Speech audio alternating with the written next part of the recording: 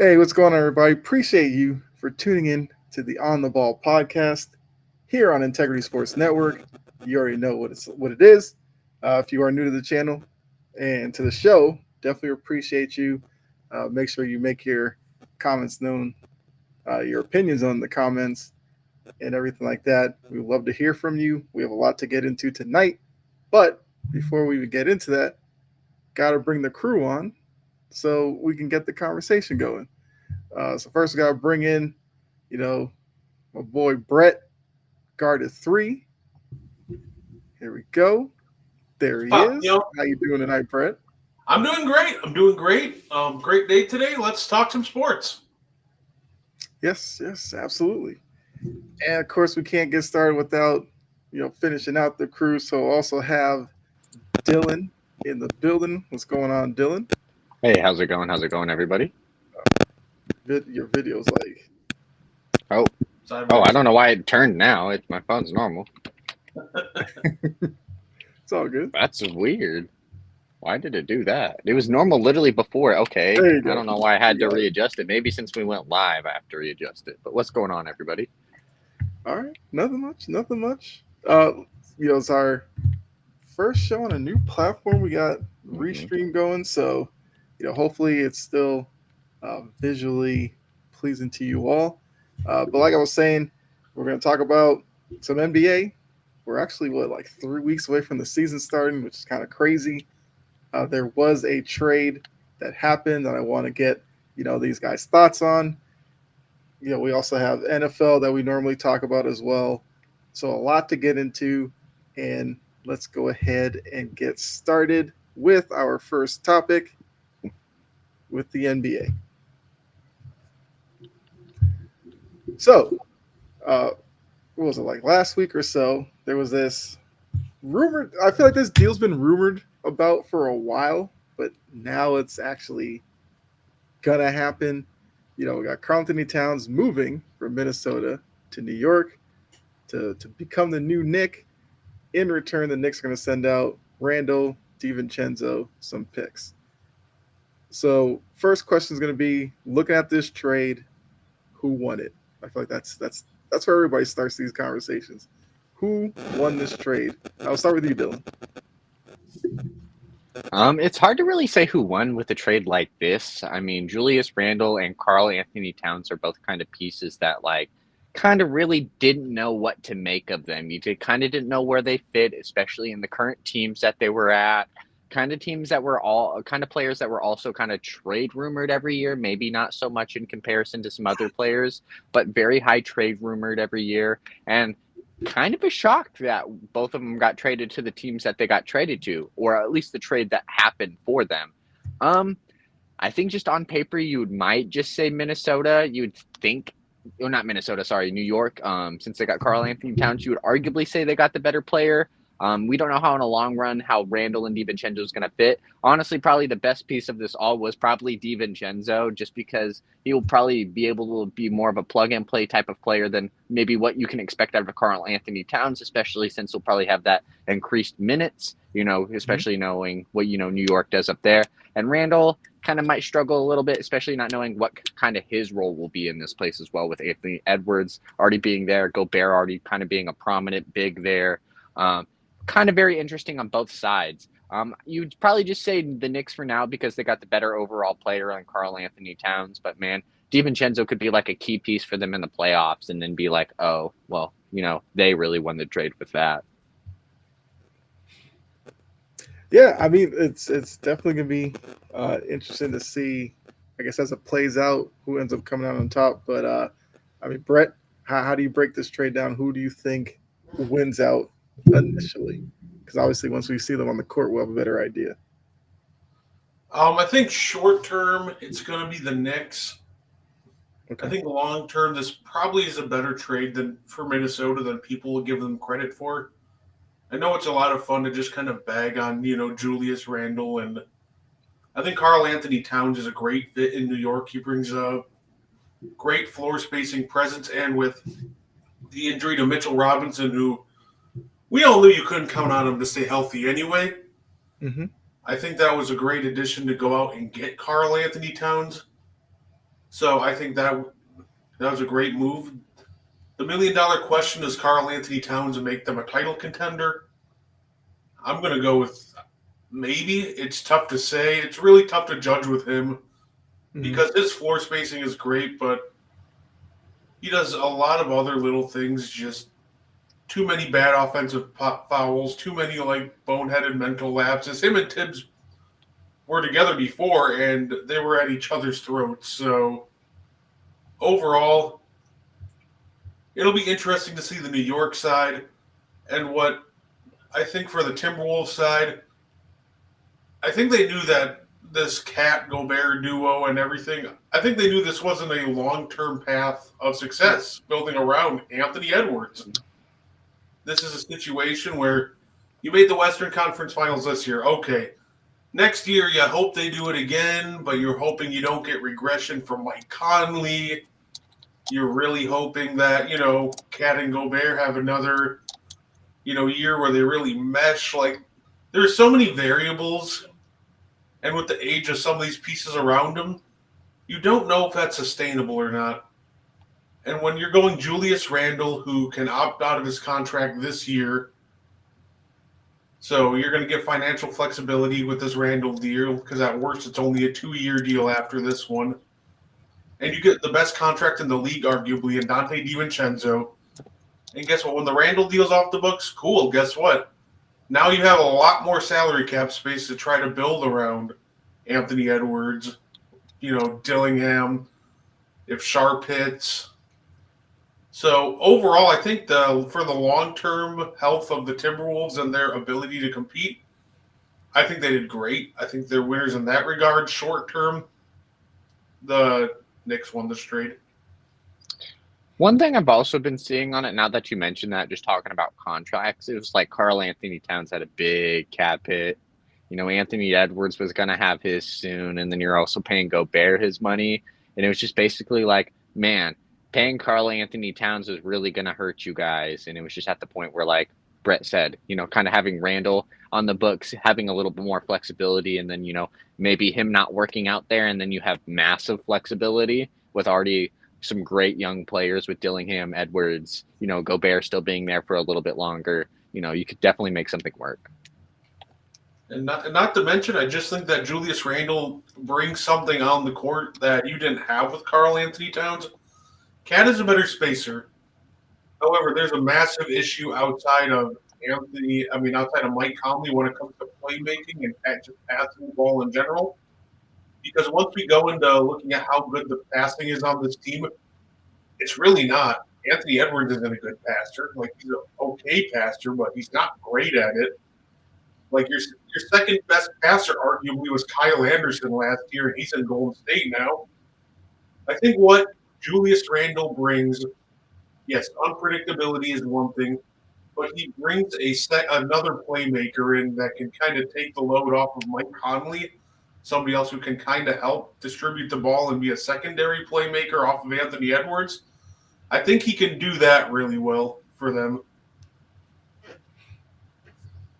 Yeah, I mean, like, listening to both of you like speak on this, like when I first saw the trade, I kind of looked at it as who got the best player. So I was like, I guess the Knicks win. But when you do take in the financial aspect of on Minnesota's side, yes, they're paying Gobert a lot, and the Gobert Cat dynamic because of their contracts and everything like that. I felt like them saving some money with Randall. I definitely see it from their point of view. And for the Knicks, like you said, Brett, Karl Anthony Towns can shoot from the perimeter. I feel like at times that was kind of an Achilles heel for the Knicks, where they have guys who can get to the rim, they have guys who crash the boards, but in terms of stretching the floor and being like legitimate threats from the perimeter, at least Towns helps there. He can be inconsistent, but so I'm gonna go with the Knicks win the trade initially, but I do think the loss of DiVincenzo for the Knicks could be something paired with the loss of Hartenstein. I think Knicks fans might overlook right now, but they'll come to really miss him, during um, certain matchups against certain teams in the East. I was going on Jory. I thought it was a late April Fool's prank. In all honesty, I can see that because it did kind of come out of nowhere. Like it was just a random night, and then it was like, oh, reported trade between Knicks and Timberwolves is like finalizing, and I was just like, where did this come from? But Yeah, it was kind of shocking. I heard like rumors about it, and I thought it was yeah, like one of those rumors that were just like rumors that never actually like happened. And then it was like, no, actually, like this trade is like a done deal. Like it went through, and it's like, oh, okay. It was just kind of like weird to think about it. You just didn't expect it to happen, and when it did, it's just like, okay, okay, we just kind of have to accept it now. yeah, It just didn't feel all right, like that's kind of the crazy thing. It didn't even feel blockbuster. It just kind of felt weird. It was like, oh, this is not what I expected to happen this season, especially given, mhm, New York even doing their trade for Mikal Bridges. It's like it kind of felt like that's where New York was done for, their offseason. That was like their big move. It was like, no, we still plan on moving Julius Randle and Dante DiVincenzo. And maybe I kind of had little inklings that something big might would have happened because, after Bridges was signed, DiVincenzo was like, yeah, it's nice to be back with all those people, but, I'm kind of worried about the role I have. And that was a little bit understandable, but this is not the trade I expected. right. So I guess kicking it back to you all, what do you think is the maybe biggest con to this move for each of the teams? Like, what do you think might be the biggest variable that could turn this into a failure for both the Wolves and the Knicks? Probably just chemistry would be my big thing. You're kind of throwing a little different dynamic because if you look at New York, DiVincenzo was one of the Nova boys. It seemed like they like at least on the players aspect, they always had a lot of immense love for Randall, or at least respect for them. And then throwing Carl Anthony Towns, which I imagine he'll get along with the culture and stuff just well. He's just a little bit of a different player. I mean, we've seen players of the past kind of mention how he is to work with a little bit. And then on the Minnesota side, kind of a little bit of the same. When you add someone like Randall or DiVincenzo, I'm not sure if it's going to increase or decrease the locker room aspect for them at least. Um, but overall, it's just different faces in the locker room having to mesh well, change your like offensive and defensive perspectives, kind of working around these guys. Everyone's going to have to adjust. So these teams are going to have to adjust. So I wouldn't be surprised if both these teams weren't super great at the start of the season. Okay. I think with the Knicks, I think I agree with chemistry, and I think the real relationship between Cat and Tibbs, because Tibbs is a guy that wants to play heavy minutes and will get frustrated if you're not giving your all or trying your best. And we've seen plenty of times with Cat in Minnesota. If his shot isn't falling, his head is down. He gets really bad body language. Not to mention, he's went through a playoff series. I can't remember exactly which one, but had 9 offensive fouls in 6 games. So that's kind of a concern of mine is will him and Tibbs really get along if one Tibbs just has to sit there and watch him commit all these bad turnovers, stupid fouls, and just give off bad body language in general? So I'm curious on to see if I know they said nice things and said they patched it up, but we'll see. We'll see. So just chemistry all around. Timberwolves, to me, this is actually really simple. It's really what they do with the cap space, and that's my concern about this entire trade. You cleared up cap space, great. Now go convince a superstar coming to come to Minnesota is the whole other problem. That's like I'm like, cool, you got all this money. So who's coming? Like I'm sure you can get some really good role players to come to Minnesota, but there's Mhm. not many even star level players that are going to be like, you know, it sounds great. 5-year max in Minnesota when I can get the same 5-year max anywhere else for, a better location. It's not as cold when I'm trying to play. So overall, I think the issue with the Wolves will be more long term. You got this cap space. Now, can you actually convince the big fishes to come swimming up to Minnesota? Man, but you just have that one good bargaining chip, Anthony Edwards. That's just a nice bargaining chip to have, though. Just being like, man, look who's on this team, though. Maybe you couldn't get like an upper echelon superstar like a number one, but there's a lot of number twos who would probably like to go play with Anthony Edwards. Yeah, but we've also seen guys like LeBron struggle to get some big name free agents to Cleveland. True, true. Hmm. Giannis struggling to get big name free agents to Milwaukee that we didn't trade for. So I agree. Anthony Edwards is a phenomenal chip, and some players should be dying to play with them. But will it actually happen? That's $1 million question. I think it's a valid question because if you're going to save the money, fans are going to want to know what does that look like. Because yes, you brought in Randall and DiVincenzo, but Cat has been part of that team for years, and I don't know. I don't know how Timberwolves fans feel about Randall. I mean, I'm not the biggest Randall fan, but he does serve a purpose on the floor. I kind of my biggest potential issues kind of along the lines of Jory's thinking here in terms of the chemistry. But if there's a lineup where you have Gobert, Randall, McDaniels on the floor together, what does that look like offensively? And let's just say you have Conley and Ant Man on the floor as well. For Ant Man, his greatest skill is his ability to get to the rim. I mean, it's going to be one thing you're driving to the rim, Gobert's in your way. And then you go to the other side, now Randall's in your way. Or McDaniels is in your way. Like, that's why we need to see how Minnesota makes these pieces fit together. Because Ant could become probably frustrated at times with some of these lineups that could potentially be on the floor with him. That's my only thing for Minnesota.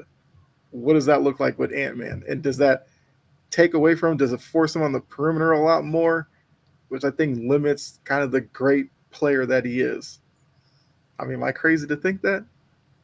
No, No. Minnesota with that lineup is pretty much saying, listen, you think you're good? All right, go succeed with our spacing that we had for Garnett in '04. It's Yeah. not great. I think what this does too is now I think the most important non-ant player on the Minnesota Timberwolves just might be Mike Conley now, being the shooter as he is, and now at this point, outside of the real only playmaker that sets up other people outside of when Julius Randle gets downhill and kicks. But overall, Mike Conley's value to the Minnesota Timberwolves just went up like tenfold. They better hope that man does not regress. Otherwise, it's going to be a really long season for him. Yeah. I mean, we will see. We'll see if there's more moves because, I mean, like we talked about, Minnesota now has some cap relief that they have some time to go out there and see if they can pry somebody away. You know, maybe somebody's a little disgruntled in their own situation, try to get them to Minnesota. I would think because of our concerns about floor spacing, probably somebody who can stretch the floor, but we'll see what they choose to do with it. And as I also said in the beginning, we're about, I guess, 3 weeks from the start of the NBA season. Crazy to think we're that close already. So definitely expect us to talk a lot more NBA on here. I think we can I go mean, ahead and move on. to be Unless you fair, guys got sorry, one one more more thing you thing. want to I add was to I, it. w- I was just looking at the NBA free agency pool just because we were talking about who could they may potentially go after. So Gobert is on a player option next year, and we were Mm-hmm. talking about Julius Randle. He is also on an option next year. So potentially, not saying that both would opt out. I'd imagine Rudy Gobert is a $46 million player option. He's definitely opting into that, and Randle has a $30 million player option. He'll most likely opt in, but you could kind of see him maybe wavering that. But that's $70 million in cap right there, I just think with those two players alone. I think what'll end up happening is, yeah, the Knicks finally did get rid of Randall. I think what'll end up happening is Randall probably opts out. I think Randall will look for less money per year, but maybe a longer term contract for more stability. This is a guy coming off a shoulder injury. So I think he might be looking for that long term stability over that 1 year payday. Gobert, I also think he just gets re signed. He's also just become invaluable to what they do. Yes, they have Nas Reed, but Mhm. Nas Reed is not a great rim protector, and Mm-mm. they need Gobert. So I think they both end up. I could see them very well both end up coming back at the end of the year, just at reduced rates from that. Yeah, I mean, look, Minnesota are giving themselves, I guess, a sense of flexibility. But look, we've seen teams have flexibility and use it in the poorest way and just set themselves back. Now, Minnesota, I guess you could say Minnesota and the Knicks are kind of teams on the rise in both the West and the East. I know for a lot of Knicks fans, they think this moves them up to like cementing themselves as number two. Minnesota, I don't really feel like I've heard a lot of people talking about from their end, like where they fit in a Western Conference that I feel like last season was kind of unpredictable, and this year seems like it's just going to be another year where you're not really sure what you're going to get from a lot of teams in the West. Yeah, basically to piggyback off that, it's like, sorry, but one's going to probably most likely be the Celtics, given the right that they just won the championship, had a very impressive year. And then it's like 2 through 4 is very hazy. Like 2, 3, and 4, it's just like you don't really know who you can put at those spots because we've seen Mm-hmm. work from Orlando, we've seen Cleveland do their thing here and there. We can't forget about Milwaukee. Can't forget about what we're going to see out of New York this year. So it's very much a tough position to fill out who you're going to fill out that 2 through 4 spot. And I, even don't forget about Philadelphia. Yeah. I actually think number two is pretty. I think the top two teams for me this year are going to be easy. Number one, Really? Celtics. Number two, Oklahoma City Thunder. Oh, I meant for the Eastern Conference. Oh, Eastern Conference. My bad. I thought you just meant through the No, entire. no, no, no, no, no. Okay, yeah. It'll probably be the Knicks. Okay. We'll see. I mean, I feel like a couple of weeks down the line, right before the season, we'll definitely give you our predictions on the season. So I guess we don't want to spoil our necessarily standings right now, but we'll see if there's going to be some answers to Go these moves Hawks. from certain teams. Because I mean, the Knicks did the Mikal Bridges. It seemed like the Sixers went Paul George. So now you got the Knicks getting Karl Anthony Towns. Who makes the next move? Man, We'll it's see. crazy. It feels like that Paul George move was forever ago, too. Like, I It honestly really forgot Paul does. George. Like, I honestly completely forgot Paul George was on the Sixers. Yeah. All right. So I feel like we can now move on to the NFL, where we just finished up week 4. So Don't tell me about we it. we always kind of get started with our NFL talk with some observations. So I guess we'll start with you, Dylan. What was maybe your major observation? Pick coming off of the week 4 in the NFL. Scrolling over some of these scores real quick, seeing where I want to go. Uh, Man, Minnesota's good. I'm sorry. I guess that's like my maybe kind of an overreaction at this point. But I'm not saying Mm-hmm. Sam Darnold's good himself, but the offense that they run in Minnesota is so scheme good, and what the defense Brian Flores runs just gives Yeah. so many people trouble. And trust me, I'm giving Green Bay every benefit of the doubt. They were fighting tooth and nail in that game. They made that game a lot closer. Like that game was a lot different than what the score showed. It was like a halftime score that was way different, and Green Bay just came back and fought for it. And that's kind of like the vibe I've all got gotten a little bit out of Minnesota is they kind of like ease off the pressure a little bit, or maybe teams start to figure them out more in the second half.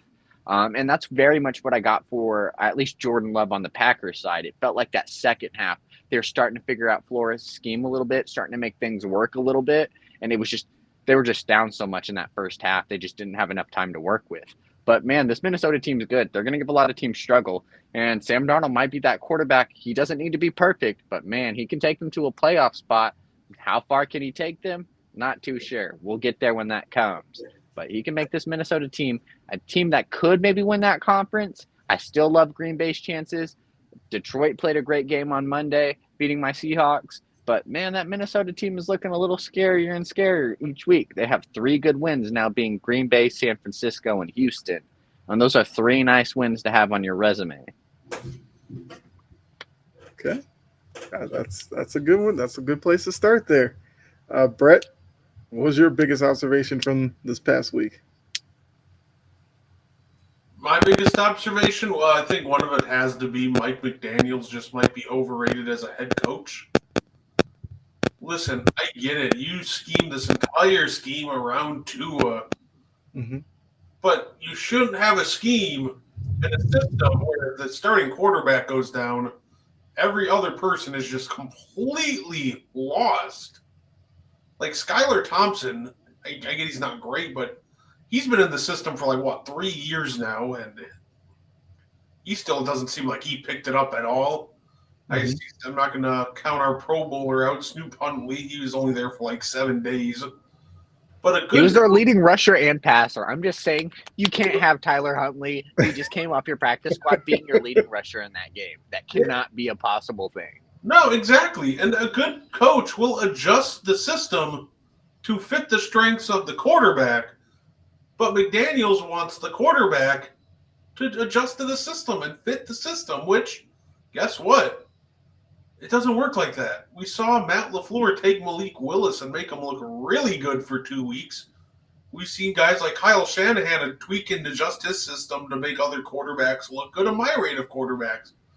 Mike McDaniels, he just doesn't do that. It's his way or the highway. And when somebody else has to try to run his system, it doesn't look great. And they call the most conservative and bland game plan of all time.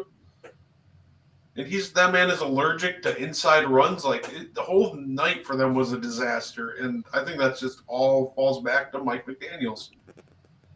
I'm glad the Titans got a win, but you know who I feel bad for this whole game? All of the weapons in this game that just got underutilized outside of Tony Pollard.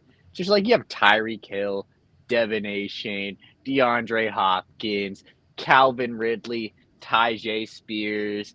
You have some of these great weapons, and it was none of those guys really did any good outside of Tony Pollard. And I guess Tyjae Spears did have that Yeah, Spears touchdown. had a pretty good game too. Yeah. Yeah, he had that one touchdown. But outside of that, it was just man, it's just injuries suck. DeAndre Hopkins, Calvin Ridley, Tyreek Hill, Jalen Waddle, Devin Achane. Not great games for any of them. I mean, it's kind of crazy though that without a big game from Hopkins or Ridley, like you mentioned, they still put up 30 on the Dolphins, which I mean that's kind of condemns the Dolphins even more. You couldn't figure out what Tennessee was doing or stop it, and then offensively, I mean the amount of times Tyreek Hill lined up illegally, or the illegal shift penalties, the amount of times they kept trying that swing pass to the guy out of the backfield that was just off. Yeah, I agree that Miami did not have a good night whatsoever. For Mike McDaniel, who's supposed to be an offensive genius, not a good showing on Monday night. Everybody watching, that was the game plan. So I definitely see where you're coming from with that. To be fair, Yeah, one thing I'll give Tennessee credit for, they were just able to get into the red zone. They had 5 field goals and a safety. They had 2 touchdowns on the night. But just at least getting to the point where they were able to score points is something Miami wasn't able to do. Yeah, the Dolphins could have stopped them. Here's some Mason Rudolph-led Titans. And yeah, I bet you. And it worked. It did. How much I bet people still try to fake themselves into thinking the Dolphins are some kind of contender later in the year, too. They're going to go on a nice little 4-game run, these guys are contenders now. No, they're not. Yeah, they're going to be 3 teams under 500, too. And just one of the teams is going to be the Tech. Well, I'm not sure what team, but I'll be a Texans-esque team. A team who's maybe a contender, but we're not sure yet. And some people are overhyped on them, so everyone's going to be the Dolphins are back, baby. Yep. Yeah. I will say my biggest observation, those Jets, man.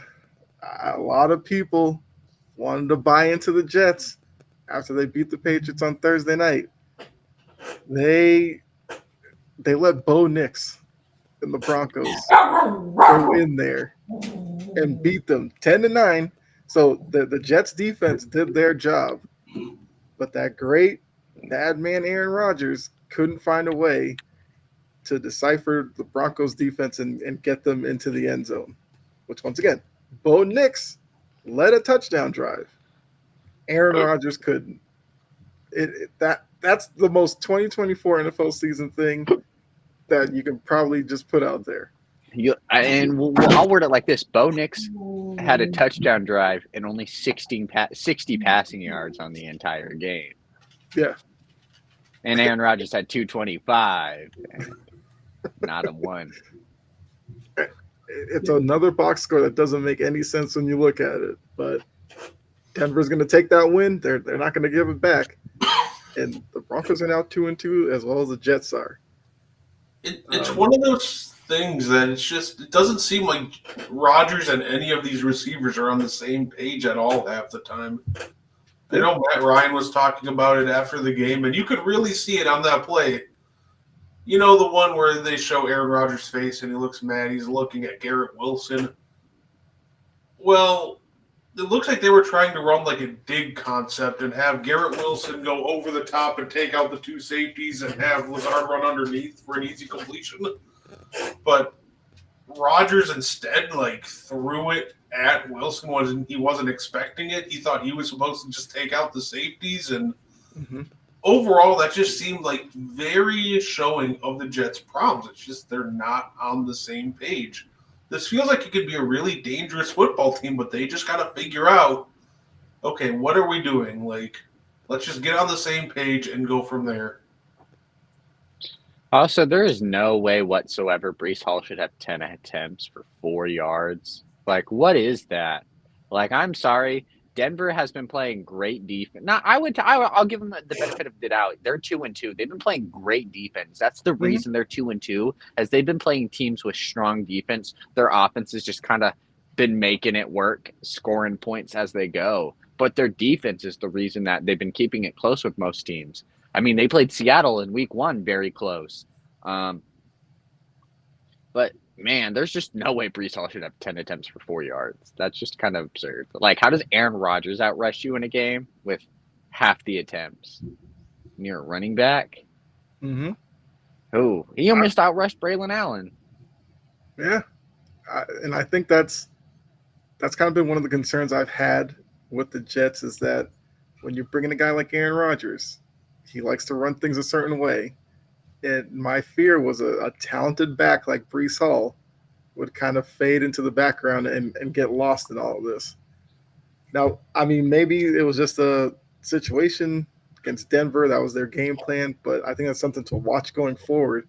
If they're going to try to be one-dimensional with this version of Aaron Rodgers at 40 years old, I don't think that's going to be their best bet if they're going to try to make a playoff, get a playoff berth. And more importantly, to Jets fans, they're supposed to be Super Bowl contenders with Aaron Rodgers. I don't think that works if defenses are just going to scheme to stop the passing game, which at times Aaron Rodgers makes some good throws, but he's had several instances this season where something looks off, like you said, Brett. He's a little late on a slant or something like that. And maybe that's something that gets better as they play more games and all that kind of stuff, but it's just you can't give up games like this against the Broncos and think you're going to be a Super Bowl contender when you get to January and February and you're facing top-notch AFC teams. Not saying I feel sorry as a Patriots fan. I love seeing the Jets struggle. That's what I root for every year. It's like Eagles fans with the Cowboys. That's my. It's me with the 49ers. Yeah. Who's your kryptonite, Brett, as a Packers fan? Is it Bears? You just like seeing the Bears struggle? Or is it the Vikings, Lions?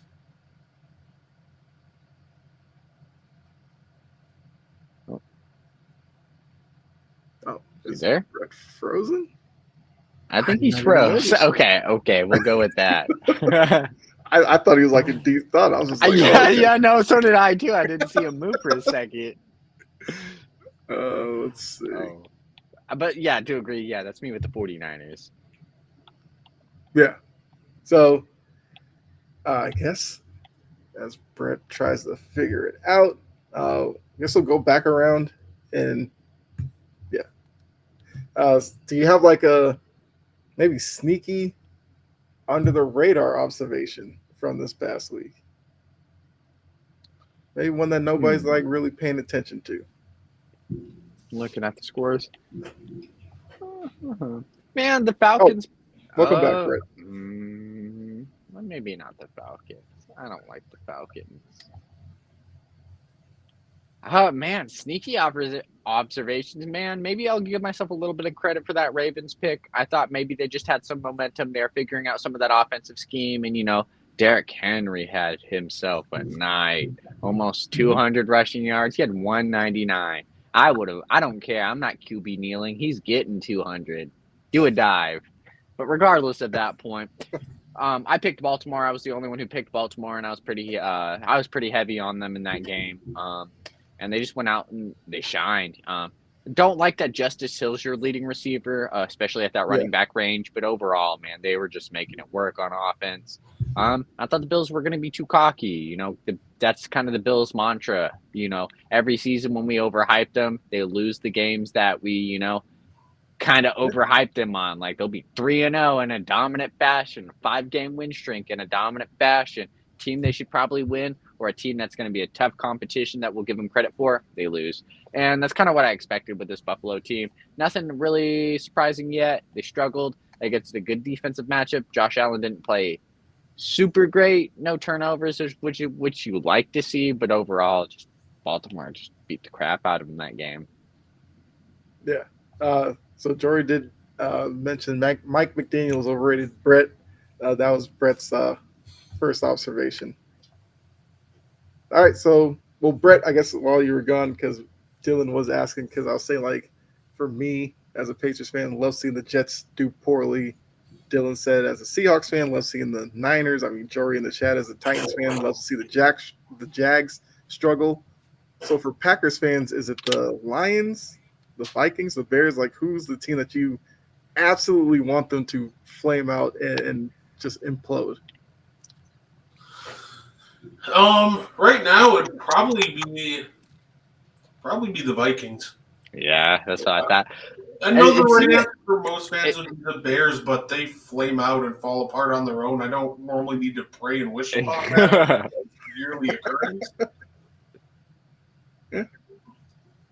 Yeah, that's what I was thinking. I was about to say, it seemed like the Packers normally ran that conference for a while, so it was like whoever gives them competition.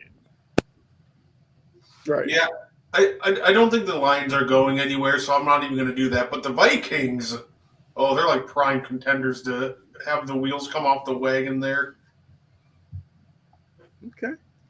So I mean, high second the Ravens. Yes, love that one from you, Jory. So yeah, we're going around second round of observations. Except for this one, I wanted like a sneaky kind of under the radar observation from this past week. Do you have one?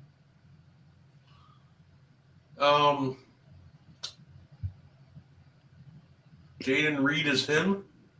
Jaden Reed was absolutely phenomenal against the Vikings. There are many reasons why we lost, but he definitely wasn't one of them. Yeah. I believe, if I remember correctly, he was 7 catches on 8 targets for like 130 yards. He was an absolute madman. And I think my non-Packers one would probably be Anthony Richardson. May have lost his job for the year if the Colts keep playing like that under Joe Flacco. I know Anthony Richardson is the future, but if they keep winning games and the offense all of a sudden starts clicking like they did on Sunday, Richardson might have to wait another year to play more snaps. I agree with that a little bit. And it's the main factor of, like, look how Michael Pittman shined that game. He was getting nothing from Richardson. And it was the first game with Joe Flacco, 6 receptions, 113 yards. And they're paying that man a pretty hefty price. I think they might just stick with that. It's like we're paying some of these weapons good money. Maybe let Joe Flacco work it out before we have to pay Richardson that big money. Yeah, I mean, look for Flacco, he's having a really good end of his career. He Mm-hmm. plays with the Ravens and with the Jets. He's sitting on his couch. He goes to the Browns last year, leads them to the playoffs. He's kind of hanging around, gets to the Colts, and now, I mean, maybe this weekend might look at somewhat saving their season. I mean, I'm not going to go overboard, but looking at him and Richardson, like Flacco obviously gives them the best chance to win. I guess it's going to be whether or not the coaching staff wants to make that decision or throw Richardson back out there and hope he kind of just clicks and gets it. I feel like Ursay's probably going to be like play Flacco because Ursay probably just wants wins. But Richardson, you kind of have to understand who he is. Like what he's great with the deep ball. He's got to work on the other stuff, the intermediate routes, the short passing game. It's like that if he can figure that out, and maybe if he watches Flacco for a game or two, Flacco gives him some pointers or something, he just works on it a little bit more. Maybe he'll be better off. But for right now, I don't see a reason to really play him. Like the first two throws of that game, like showed the duality of Anthony Richardson so perfectly. Because the first one he puts like a 30-yard rope right over a defender. It was a really amazing throw.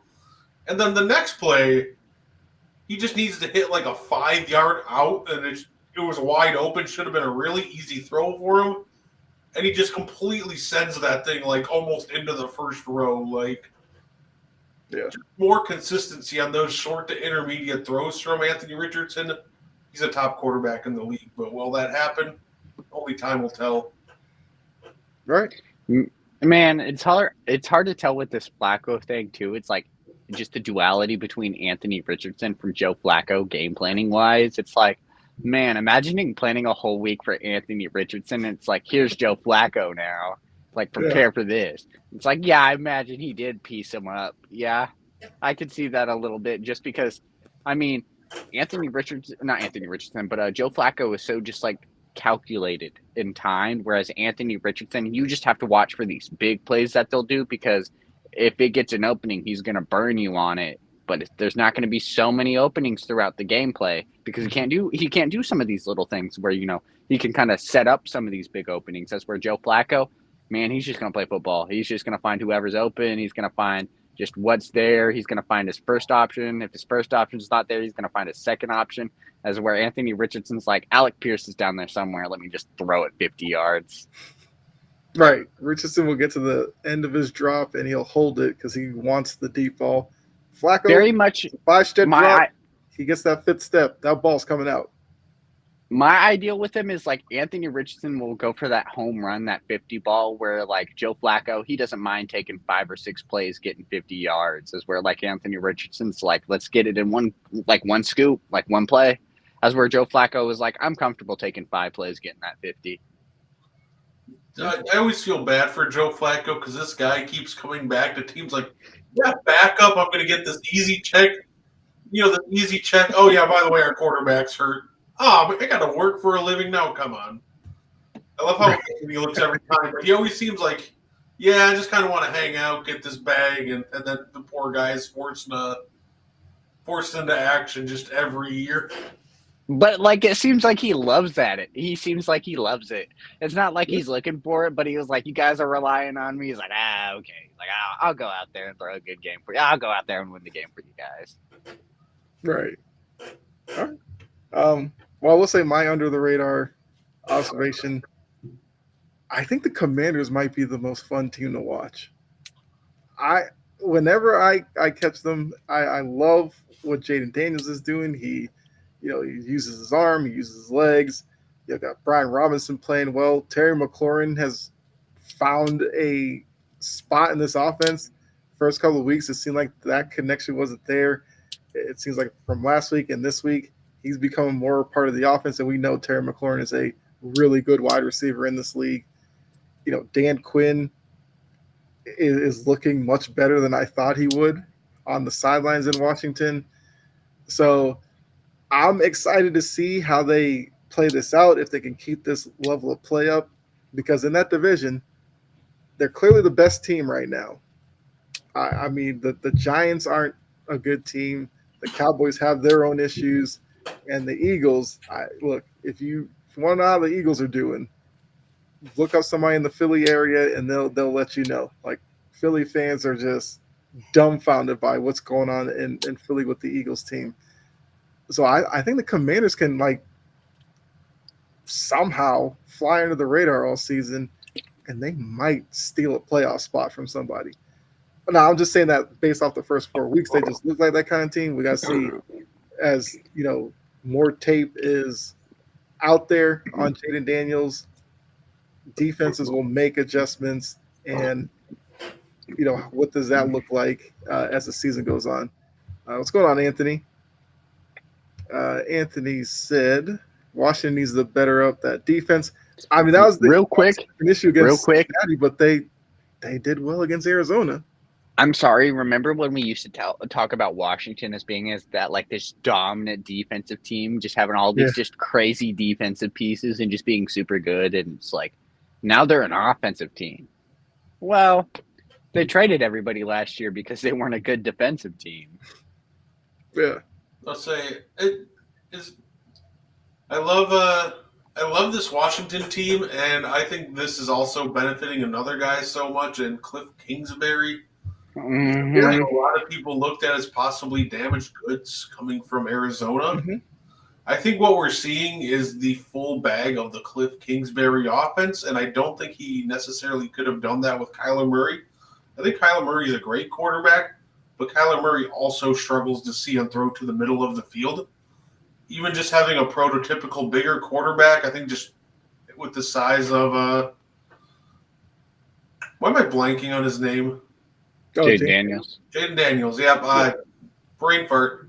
But with just his size and everything, I think that just opens up a lot more in his arm strength as well. So I really think that Cliff Kingsbury is having a resurgence, and I think that overall Jaden Daniels is just a better fit for what a Cliff Kingsbury offense wants to do than Kyler Murray was. Yeah, I think that's you can kind of see that in the way that the two of them play. Kyler Murray likes to scramble around a lot. I mean, Jaden Daniels does scramble as well, but that's not his first inclination. Like, he's looking to make plays down the field, and then when all else fails, he'll then take off. But all right, so let's go on, keep on with the NFL conversation, because I do want to talk about this guy right here, Davante Adams. So now apparently he's on the trade block. So obviously everybody's going to try to figure out where he should go. Is he legitimately on the trade block? How's this going to play out?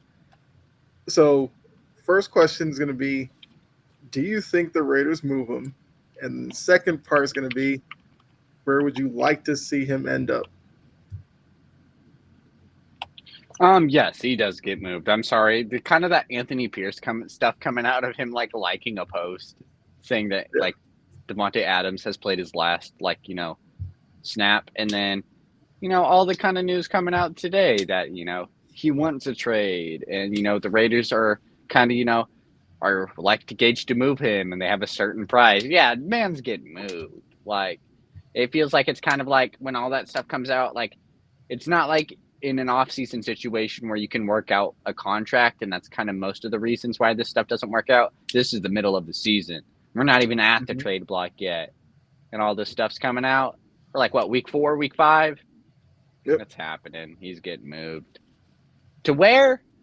Man, the Jets probably just seem cool, but it doesn't seem like Aaron Rodgers can find even Garrett Wilson, who is a great receiver in his own right. So I'm not sure if adding Davante Adams makes it better.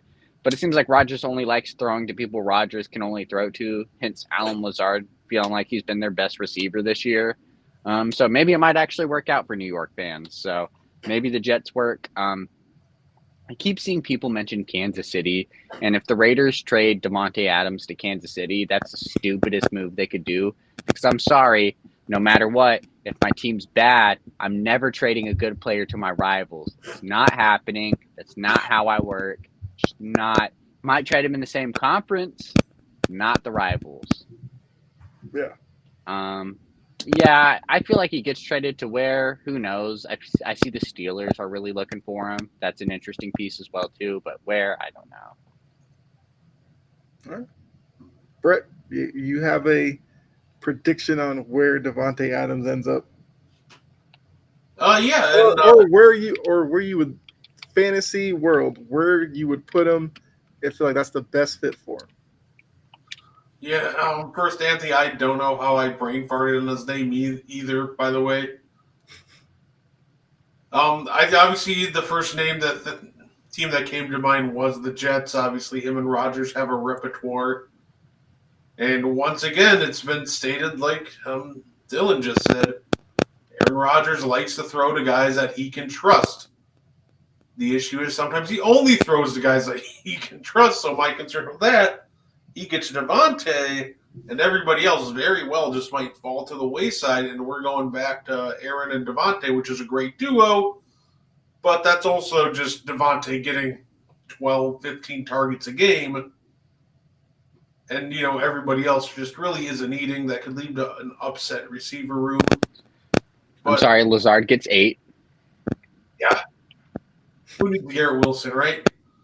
I agree. I actually think that probably does feel like a very reasonable spot for him to go.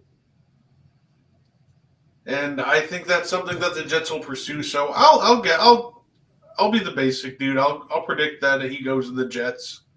Rodgers Devontae reunion. All right. I'm gonna predict. I feel like you have the right division. I'm going somewhere else. Buffalo. I feel like if you're the Bills, I know you drafted Keon Coleman, whatever, but basically Shakir is your like number one receiver.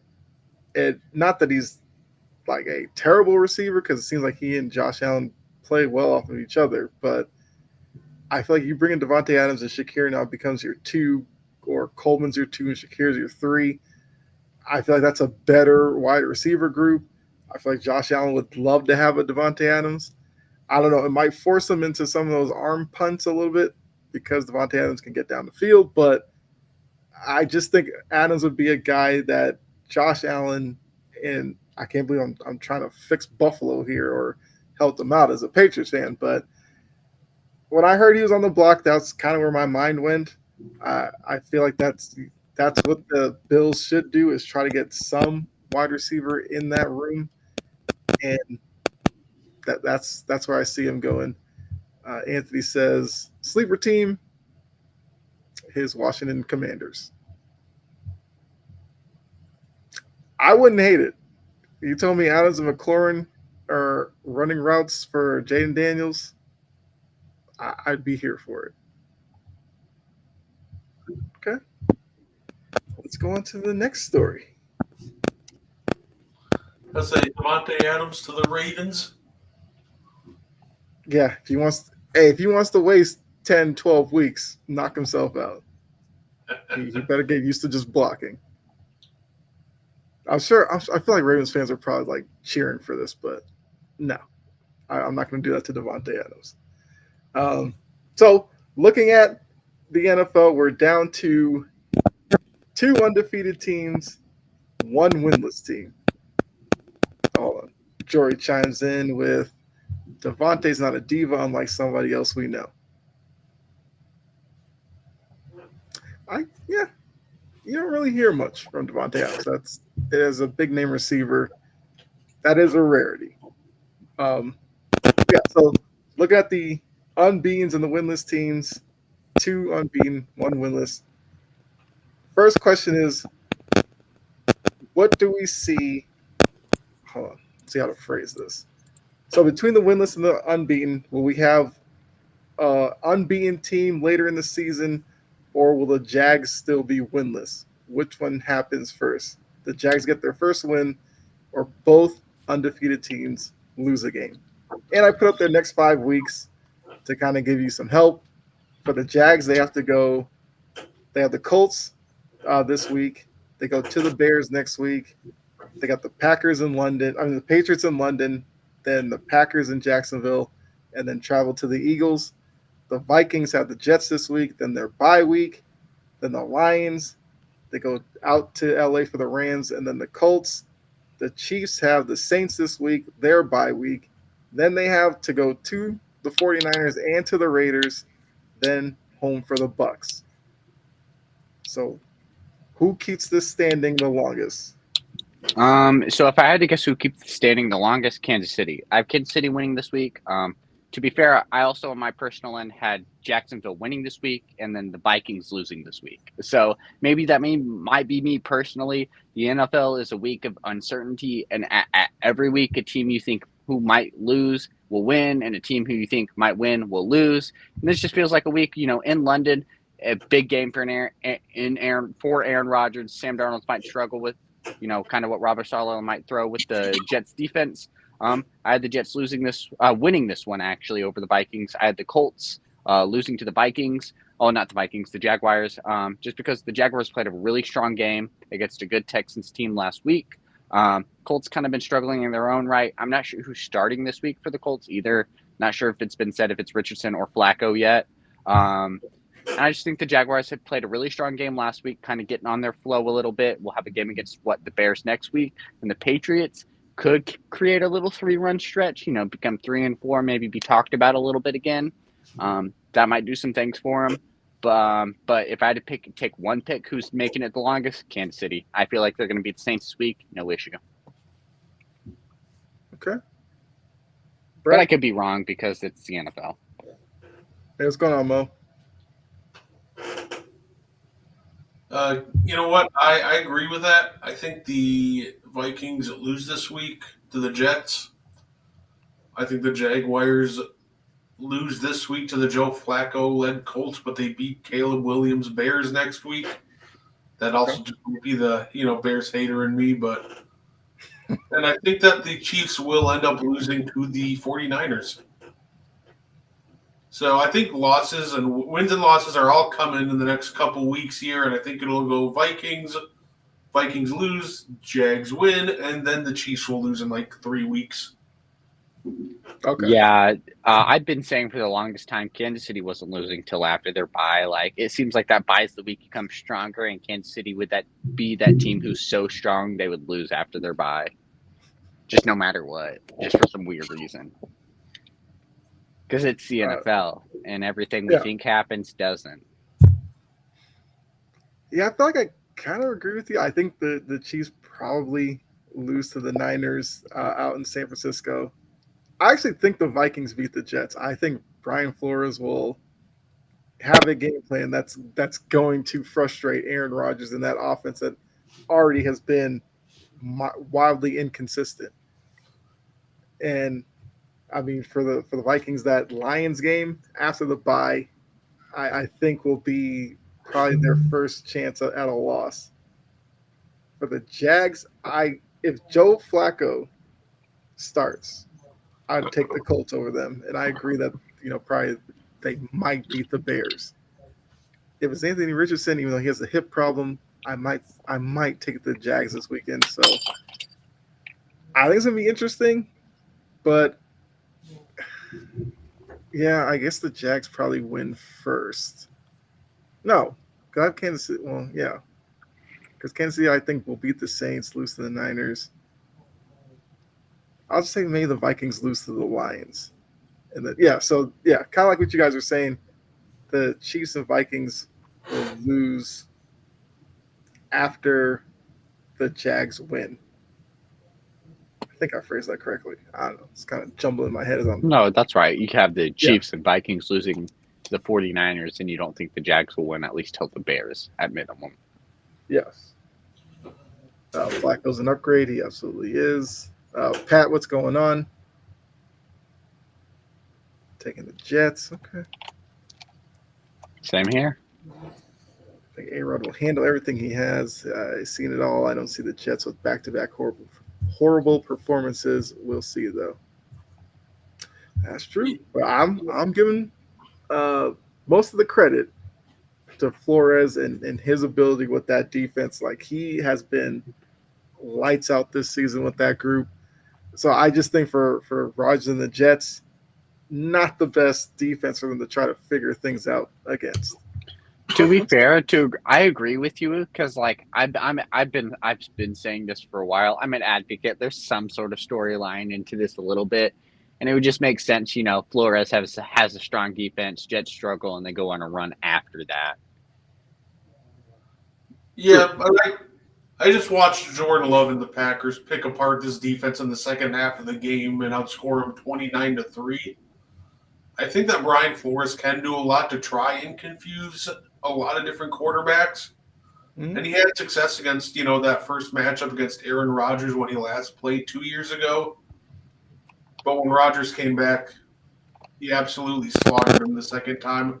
The last time I saw Rodgers face Brian Flores, Rodgers beat the brakes off of him. So I believe in Brian Flores, and I think he's a great defensive coordinator. Mm-hmm. But I'm not sure if there's a lot he can do to confuse Aaron Rodgers. I think the defense will still be good enough to keep it close. I don't think it's a blowout by any means.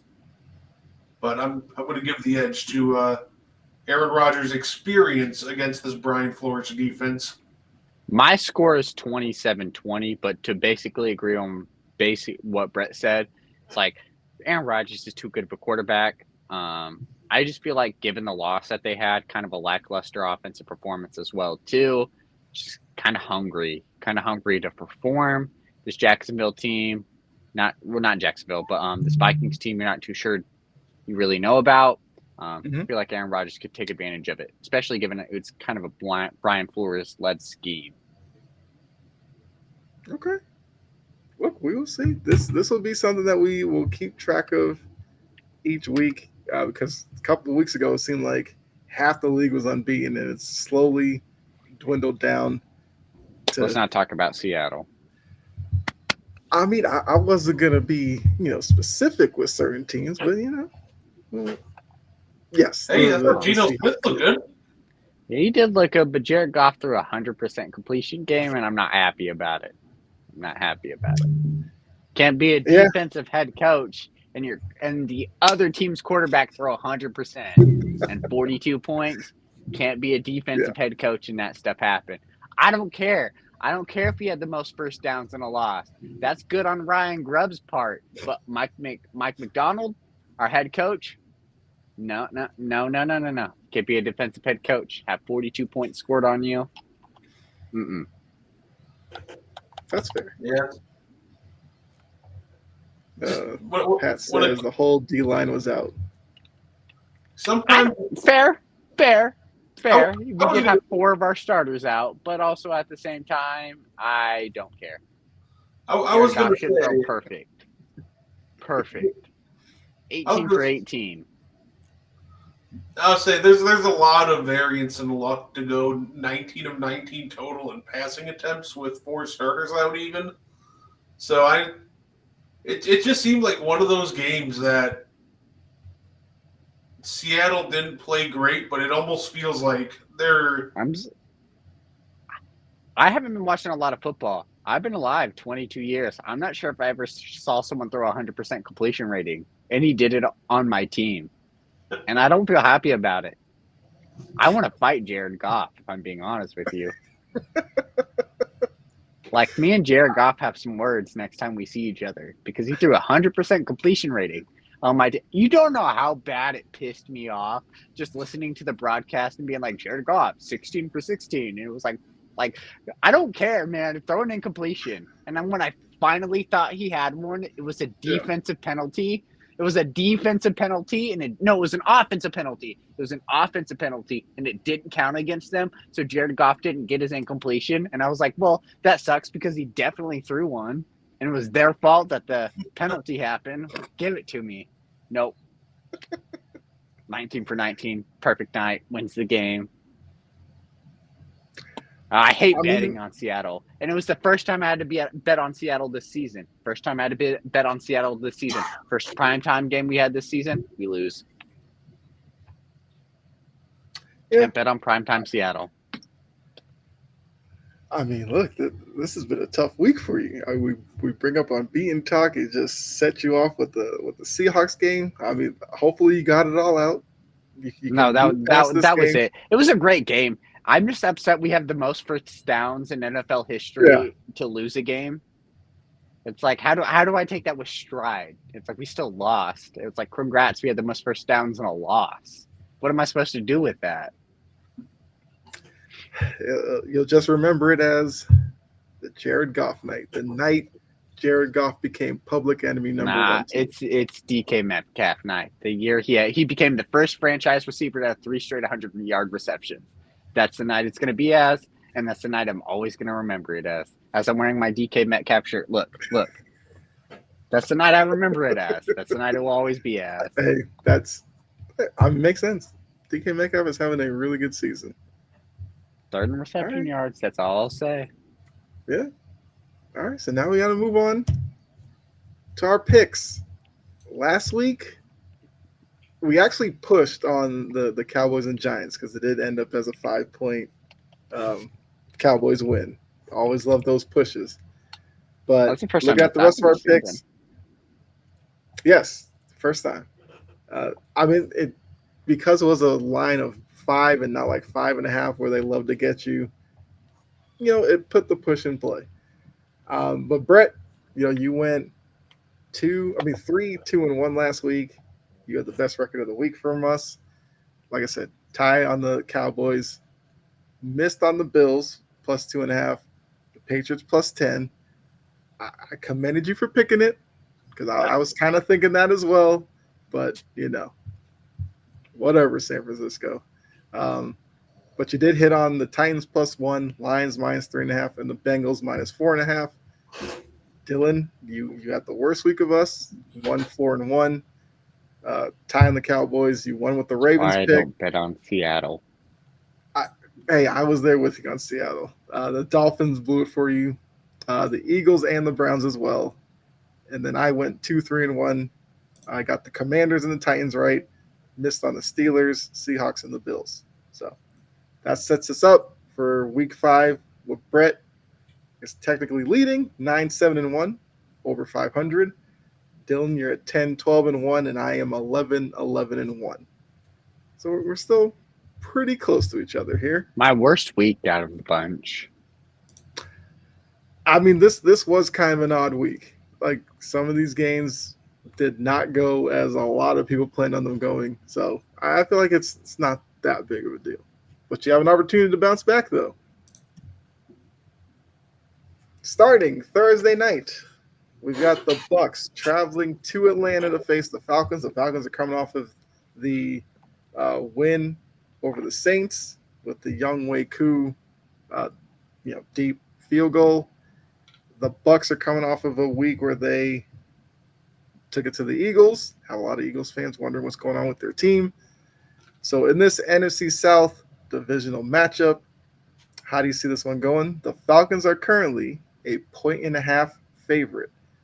So we will start with you, Dylan, and I gotta write these down. Yeah. Man, this is a rough game. I've been an advocate saying when the Bucks are hot, they're hot. Last week or 2 weeks ago, they lost, and I was a big advocate for the Eagles. Hence my picks. And the Bucks just ended up coming out there having a good game. I thought they were going to lose that game. I hate to do this, and I'm probably going to be wrong, and the Bucks are going to win again. The concept that I say that, give me the Falcons. Give me the Falcons at home. Just something about them. It's just like, man, it's just the Bucks are bad specific weeks. You never know when that week's gonna be. You never know when Baker Mayfield's gonna be bad that week, but he's gonna be bad some week. And I just feel like it might be this week. They proved me wrong. Beat a good team. Go against a team like Atlanta. Maybe have a little more confidence than maybe what I expect personally. Give me Atlanta. I don't know how they get it done. Kirk Cousins maybe just have a masterclass game. Baker Mayfield might not just have a greater game like he normally has. Maybe not might be able to find Mike Evans. Maybe not might be able to find Chris Godwin. Bucky Irvin might not be able to get going. Something might happen to where the Bucks can't just get going on offense and the Falcons win it. Might be a close game. A Young Wei Koo kick that saves them again. But whatever, the Falcons win this game. All right, Brett, do you agree? Ooh, this is a really tough one. I'll go with the Bucks. I'll take the Bucks to cover this one. I know they're due for some stinkers. Baker Mayfield can be inconsistent. I don't think that this week is that week. I'm going to go with Tampa on this one. Okay. Uh, I have a feeling these two teams will split, and if I was to bet on that, I'd probably say they probably both win on their home field. Short week. I think I'll take the Falcons and the 1.5. I think I'll agree with you, Dylan. Something tells me that I actually don't think Baker will necessarily play bad. I just think that with it being in Atlanta, it might come down to once again another young Wei Koo kick. I feel like there's going to be a little bit of back and forth between these two teams. So I'll just go with the Falcons on this one. All right, Sunday night we have those Cowboys, America's team, I guess, going up against the Steelers, who are going to have to try to rebound from their first loss. They have to face the Cowboys team that they're still trying to find some answers.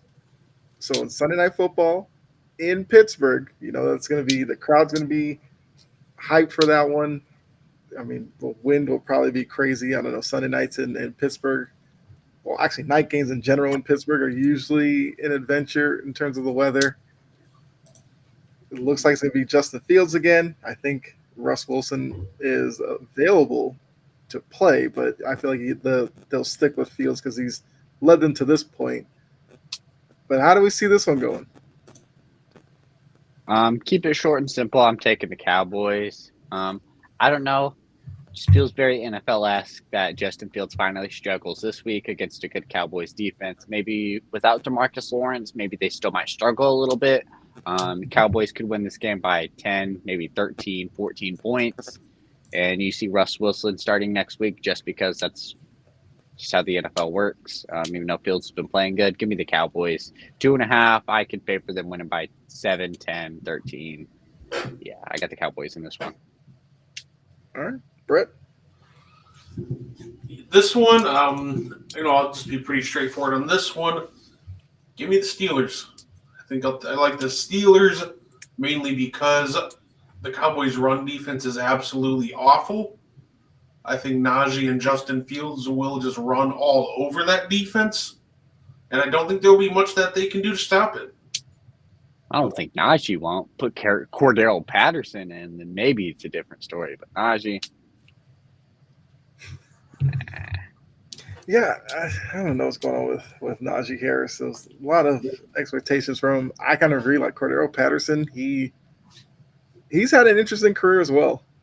Started as kind of like a return guy, then receiving, and then ever since he was in New England and like Belichick used him as a running back a little bit, kind of seems like that's sort of just what he is. He's like the new Ty Montgomery. but he's bigger. Tyron Montgomery is like 5'10". Cordero Patterson's like 6'4". Yes, Cordero Patterson is a big guy. And he still has that speed. So once he gets going downhill, like he's a tough guy to bring down. I think I'm gonna go with the Steelers as well. I agree. The Cowboys' rush defense worries me, and if there's one thing Pittsburgh wants to do is run the ball, eat clock, and let that defense kind of do its thing. So I'll take the Steelers and the 2.5 in this one. All right, so we got another primetime game Monday night. No doubleheader on Monday night this week. We have the Saints traveling to Arrowhead, another tough place to play a primetime game. To face the Chiefs, who are a 5-point favorite. The Chiefs are coming off of the narrow win, the ugly win, once again, over the Chargers, but they did lose Rice to the knee injury. And the Saints are coming in off of the – what did the Saints do this past week? Oh, they lost to the Falcons on the Youngway Kook kick. So do we see a better version of the Chiefs? Do we see another ugly win for the Chiefs? Or can the Saints and Derek Carr, who was Mo mentioned earlier, don't bet on Derek Carr. Could the Saints go in there and come up with a pretty big upset?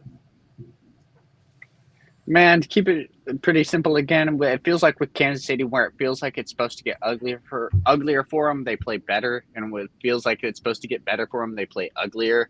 It's supposed to be an uglier game for them, so they'll probably play better. I'll take Kansas City. I said Kansas City earlier, so I'm just going to stick with it as well too. All right, Brett. Yeah, I'm going to take Kansas City as well. The Saints are now starting to slide. You know, they look like the greatest offense of all time for 2 weeks, but they've come back down to reality. And the worst place that you can go to try to stop a skid is go and try to beat the Chiefs in Arrowhead. That just sounds like a recipe for disaster for a struggling team. Yeah, I think the Chiefs cover. Yeah, I think I'm going to join you guys on that one and take the Chiefs minus the 5. I don't like the Saints' chances at Arrowhead. I mean, look, with Rice down, could be a sneaky Xavier Worthy game.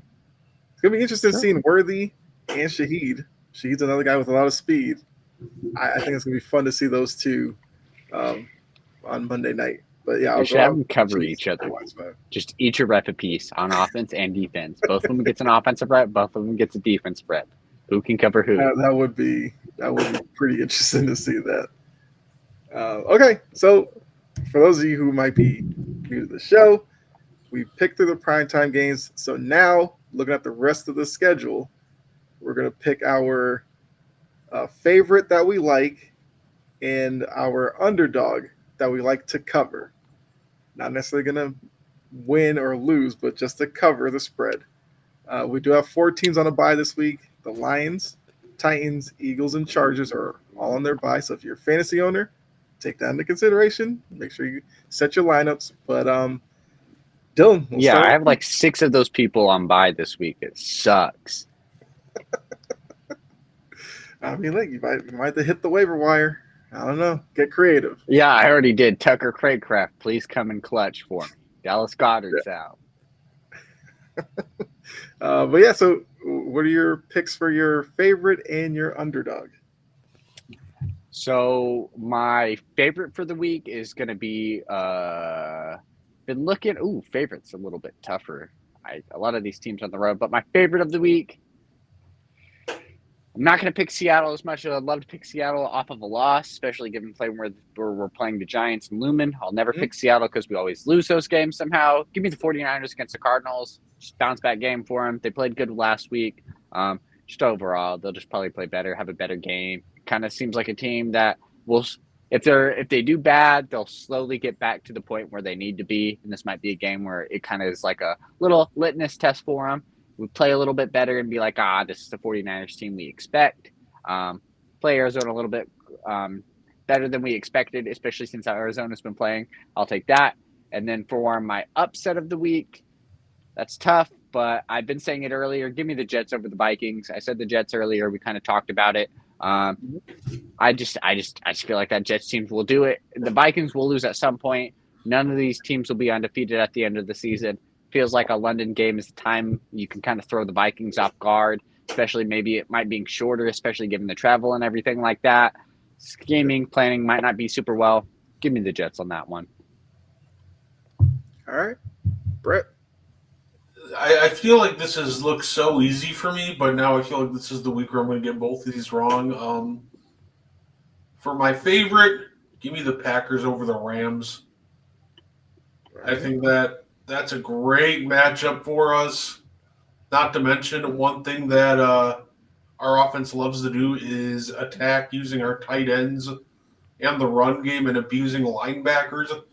And make no mistake about it, Troy Reader and Christian Roseboom have been absolutely awful for the Rams. But, by the way, why can I remember the name Christian Roseboom but not Jaden Daniels? Love my ball knowledge sometimes. For my upset of the week, give me the Colts over the Jags. I think if Joe Flacco starts, that line might end up flipping a little bit, but I think that's an easy one for me. All right. Let's see. Where do I want to go with this? I mean, the Patriots -1 seems tempting, especially after seeing what I saw from Tyler Huntley. But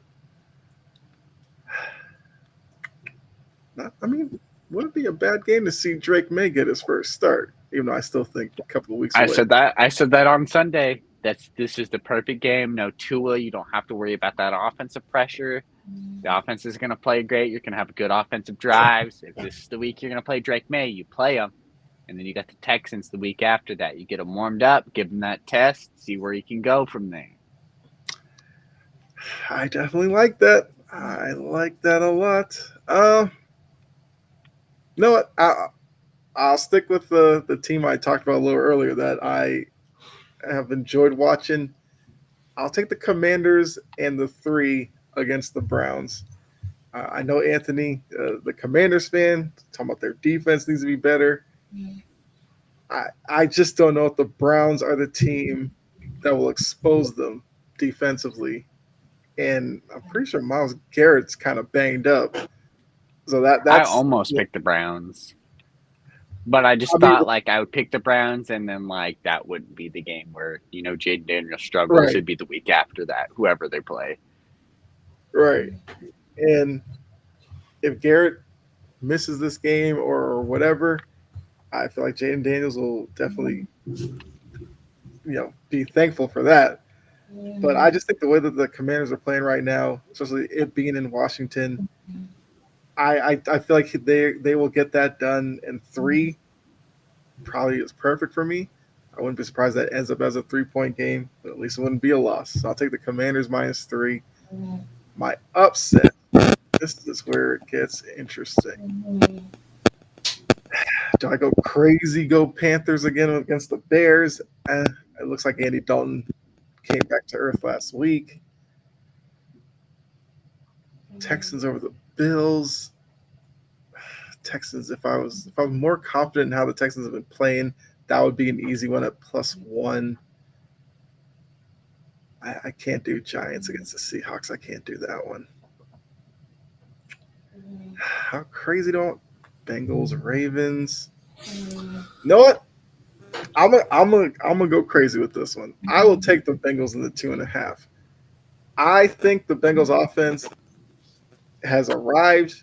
I think that Joe Burrow and Chase and Higgins will be able to do to the Ravens defense what Josh Allen and the Bills offense couldn't do. My worry though is the Bengals defense against the Ravens offense, but maybe it turns into a bit of a shootout. I'll take Joe Burrow and the Bengals plus the 2.5. And I I'll wasn't probably going be to here touch next that week game with with a the 10-foot Ravens pole. crazy win. So Yeah, I wasn't going to touch that game with a 10-foot pole, man. That I, game is so, like, I don't know. Just the Ravens giving their win last week and the Bengals kind of getting back on stride. That's the game I kind of just, I don't know because Mhm. whatever result happens, I don't know what the aftermath of that's going to be. So I'm not even going to avoid talking, like, even messing with it. Someone's going to win that game. That's all I know that's going to happen. I mean, hey, that's not technically true. It could be a tie. True. Fair enough. But I feel like we should be at the point where NFL should get rid of ties. But that's my opinion. I feel like if you tie in a season, if I pay money for a ticket and a team ties, I'm pissed. I'm pissed off. I'd rather go home with a loss than a tie. Right. What am I getting out of a tie? Like, at least with a loss, it's like, this is what we need to do better at tie. It's like, what am I supposed to do with that? Like, we did okay. We did enough to be Right. equal. It'll be interesting to see the Bengals because did their offense really wake up, or is that just because they're facing the Panthers? And with the way the Panthers have looked, I think that's a very valid question. No, it is. But I mean, look, Jamar Chase has said it. He's over the BS of the offseason. He's just having fun again. And as most people said, well, you created the BS with your contract, so and you didn't sign a new one, so I don't know. I don't understand how the BS is over with. But he says he's in a good place. T. Higgins, I think his first week back didn't look that good, but Higgins looked better this past week. So I feel like for the Ravens secondary, which I mean I haven't checked the rankings yet, but going into the Buffalo game, they were the worst pass defense in the league. If Burrow's on with Chase and Higgins, they could have, and the other guy, what's his, I pronounced it correctly once, but the EU Andre Shiva, Ioslovis. that guy, he's Yeah. been a really good complimentary wide receiver when Higgins is out. Like he was the guy who was getting open when Chase was there. Now with Higgins back, that's not a bad third option. So I think the Bengals will be able to put up points against the Ravens. It'll just be whether or not their defense, knowing that they're going to have to stop the run in that game, not only from Derrick Henry, but Lamar and his keepers and all that stuff. I'm hoping that they can key in on that and slow that down a bit. I think they can get it done. So the Bengals plus the 2.5. So just to remind you all, Thursday night, Dylan and I are taking the Falcons minus 1.5. Brett's taking the Bucks plus 1.5, which is kind of odd because usually Dylan and I are the ones who are all over the Bucks. Not this week. Sunday night, Dylan is the lone one taking the Cowboys plus 2.5. Brett and I are taking the Steelers minus 2.5. Monday night, we all have the Chiefs minus the 5. Uh, Dylan's favorite, 49ers minus the 7.5. Upset, well, underdog, I should say. Jets plus 2.5. Brett's got the Packers minus 3.5 as his favorite. Colts plus 3, your underdog. I got the Commanders minus 3 as my favorite, and the Bengals plus 2.5 as my underdog. Once again, I normally probably wouldn't touch that game, but this year I've kind of been going crazy with my underdog pick, and they worked out. So I'm hoping that this is another week where it does. If not, I don't know. Hey, that's the only way to go. That's True. I got lucky that one week, and the Giants happened to beat the Browns, so anything's possible, right? Yeah, that's kind of where I'm at the point with this Yeah. NFL season. You just have to like pick 2 or 3 games where you just feel it in your gut. It's going to upset, and if you feel that, it's actually going to happen. Like that upset will happen. Like Yeah, randomly this week, like like the Panthers could beat the Bears, and like that's just kind of where we're at. yeah, that's very true, and it's been an odd season like that. So I feel like if any season you're going to try to go big and go crazy with picks, this is the year to do it. All right, Most so that's unpredictability for sure. yes, absolutely. So that's everything. So yeah, if you guys like the page, Integrity Sports Network, here in a little bit, I'll put our picks up on the Facebook page, and you guys can you know look at it and comment or whatever underneath it about our picks. Tell us which one of us is crazy or what. If you agree with us, we'd love to hear that as well. But yeah, so with that kind of being all the topics that we had, anything you guys want to add before we get out of here, or No, No, shout out to I guess just one shout out. Shout out to Ryan Williams, 17-year-old for Alabama, that receiver. Clutch oh, game, he was great. clutch touchdown. Like not an Alabama fan, I'm not a Georgia fan, just being 17-year-old in a college football big game, SEC spotlight, and just having a Yeah, spotlight moment like that. Like you just got to tip my hats off to him. That's so impressive. So impressive. Imagine being 17-year-old in that situation right there. And making the play that he did too. It looks so beautiful. The catch when he first spun and the spin afterwards. It was beautiful. yeah, yeah. That game lived up to the hype. I'll say, yeah, Right. just thank you everybody for tuning in. Normally it's on Thursday, but you can catch me on the N1 podcast tonight. I had to move it up to Tuesday. My cousin's getting married on Sunday, so I have to work on Thursday. So that'll be great. But yeah, other than that, yeah, catch me on the N1 podcast. All right, nice. I'll just say that I know we didn't cover these, but the WNBA playoffs have been great so far. We're in the semifinals. The 4 best teams are playing. I'm definitely excited. Hopefully, my son can beat the Lynx. I know it's going to be tough. Nafisa Collier is one of my favorites from this season for sure. And the MLB playoffs got underway. And after the Mm-hmm. madness that they had yesterday with the Braves and the Mets playing a doubleheader for games 161 and 162 to decide the final, well, I guess decide the final 2 wildcard spots in the National League. They Great both drama. got it. and they both get in. The Diamondbacks, I'm sure, are punching a wall somewhere, but that's the unfortunate part of it. And today and tomorrow, you're getting quadruple headers. Like, I mean, I'm that'll not be sure who basically. all won today, but I know for a fact the Royals won today, the Mets won Mhm. today. So if you're fans of both those teams, they won.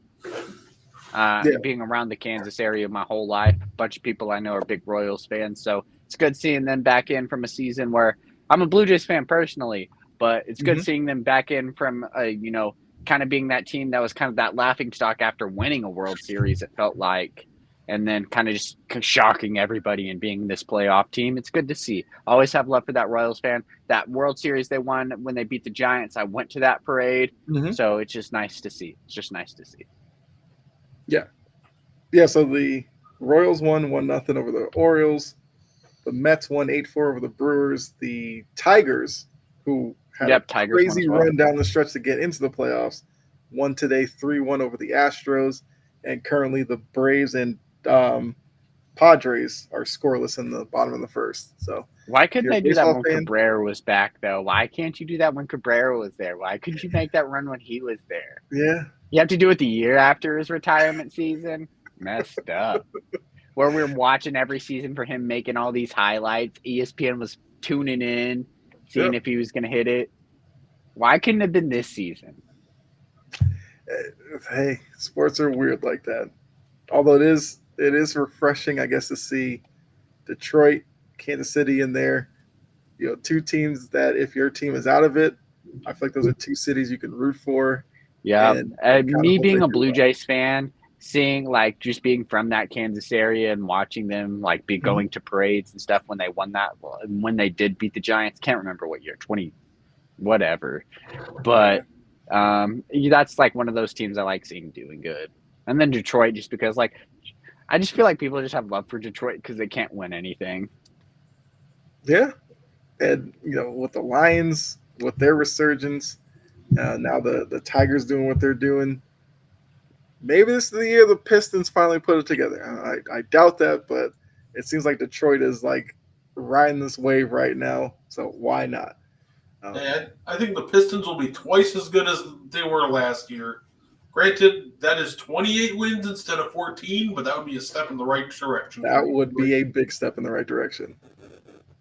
So yeah, I'm sure Pistons fans would take that any day. But like I mean, we said earlier, like we'll start working in NBA a lot more as we are into October, and I feel like once we get to October, my mind starts really focusing on the NBA season. So we'll have some more of that next week. We'll obviously have NFL next week. If Devontae Adams gets moved, we'll talk about that. We'll talk about the undefeateds and the lone winless team. If Jaguars get their first win or whatever, we'll have picks next week. We'll have all that good stuff. So if you did like this episode, make sure you like the video, follow, subscribe, share it out, watch it again after. You know, really help us out. But yeah, follow Integrity Sports Network here on Facebook, YouTube, Twitch. Greatly appreciate it. Brett mentioned and one podcast tonight, so make sure you check that out after the fact. And yeah, I mean that's it for us. So make sure you come back next Tuesday for another edition of the On the Ball podcast. For myself, Dylan, and Guardy3. Enjoy the rest of your night. Go check out WNBA and MLB playoffs, and we'll see you next week.